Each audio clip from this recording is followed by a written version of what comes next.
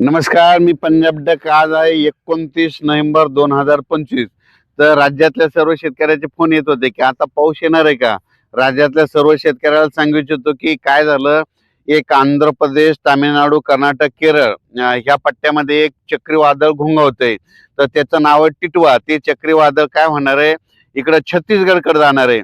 ते छत्तीसगडकडे जात असल्यामुळं महाराष्ट्रामध्ये फक्त ढगाळ वातावरण राहणार आहे, पाऊस काय येणार नाही. म्हणून सर्वप्रथम महाराष्ट्रातल्या शेतकऱ्यांनी हा अंदाज घ्यायचा. मग पाऊस कोणत्या राज्यात पडणार आहे, एक तामिळनाडू राज्यात पडणार आहे, त्याच्यानंतर आंध्र प्रदेशमध्ये पडणार आहे, तेलंगणामध्ये पडणार आहे, कर्नाटकमध्ये पडणार आहे, केरळमध्ये पडणार आहे आणि छत्तीसगडकडे इकडे पडणार आहे. म्हणून हा अंदाज लागायचा. पण महाराष्ट्रात मात्र त्याचा काही फारसा परिणाम जाणवणार नाही. महाराष्ट्रात मग काय परिणाम जाणवणार, तर महाराष्ट्रामध्ये तुम्हाला सांगू इच्छितो की महाराष्ट्रामध्ये फक्त ढगाळ वातावरण राहणार आहे. म्हणजे उद्याच्याला 30 नोव्हेंबर, 1 डिसेंबर, 2 डिसेंबर 2025 या 3 दिवसामध्ये चांगलं असं ढगाळ वातावरण राहणार आहे. असं वाटेल की मराठवाड्यातल्या लोकांना आता आभाळ आलं आणि पाऊसच येतोय का, पण काही चिंता करू नका, पाऊस काय येणार नाही. द्राक्ष बागायतदारांना एक सांगू इच्छितो की की सध्या काही पावसाचं वातावरण नाही, फक्त ढगाळ वातावरण राहणार आहे. पण हे ढगाळ वातावरण राहत असल्यामुळं राज्यामध्ये धुकं राहणार, धुळी राहणार, धुराळी राहणार आहे. म्हणून हा अंदाज लक्षात यायचा.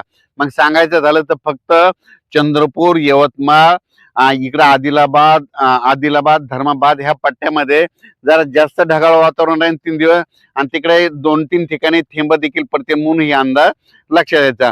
पण राज्यात मात्र उर्वरित भागात म्हणजे उत्तर महाराष्ट्राकडे कुठंच पाऊस पडणार नाही, पश्चिम महाराष्ट्रात देखील पाऊस पडणार नाही, मराठवाड्यात देखील पडणार नाही, विदर्भात देखील पडणार नाही.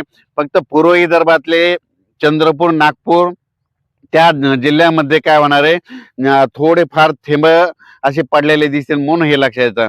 पण राज्यात मात्र पावसाचा कुठं जास्त पडणार नाही, पाऊसच येणार नाही. म्हणून हा अंदाज लक्षात यायचा. राज्यातल्या सर्व शेतकऱ्याला सांगू इच्छितो की याच्यामध्ये फक्त ढगाळ वातावरण असल्यामुळे दिवसा देखील धुई राहणार आहे. दिवसा देखील असं वातावरण धुकं पडल्यासारखं असं दिसणार आहे. म्हणून हे लक्षात यायचं.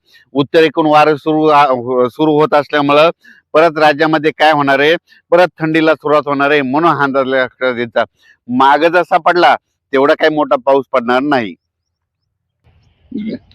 सांगली, सातारा, सोलापूर, कोल्हापूर, त्याच्यानंतर पश्चिम महाराष्ट्रातल्या द्राक्ष शेतकऱ्याला सांगू इच्छितो की पाऊस काय येणार नाही, त्याच्यामुळे काही चिंता करायची गरज नाही. फक्त ढगाळ वातावरण राहणार आहे, त्याच्यामुळे धुकं राहणार आहे. म्हणून हे अंदाज लक्षात घ्यायचा. डाळिंब शेतकऱ्याने अंदाज लक्षात घ्यायचा, वेलवर्गीय पिकावाल्याने अंदाज लक्षात घ्यायचा. आणि ज्यांच्याकडे हरभरा असेल तर माझी सर्व शेतकऱ्याला विनंती आहे, तुम्ही पेरला असून पेरल्यापासून 15-20 दिवस असेल तर तुम्ही पाणी सुरू करा. कारण की सुरुवातीला काय करा, 5-5, 7-7 घंट्याचं, 5-5, 4-4 घंट्याचं ओलीला ओल जाईपर्यंत पाणी द्या, आणि त्याच्यामुळे तुमचा हरभरा देखील चांगलं जोमात येणार आहे. त्याच्यानंतर ऊस कारखानदार, जे ऊस तोड कामगारासाठी आनंदाची बातमी, राज्यात पाऊस येणार नाही, फक्त ढगाळ वातावरण राहणार आहे. म्हणून घाबरायचं नाही. वीट उत्पादक लोकांसाठी आनंदाची बातमी, पाऊस काय येणार नाही, त्याच्यामुळे तुमचे धंदे सुरळीत चालणार आहे. म्हणून हे अंदाज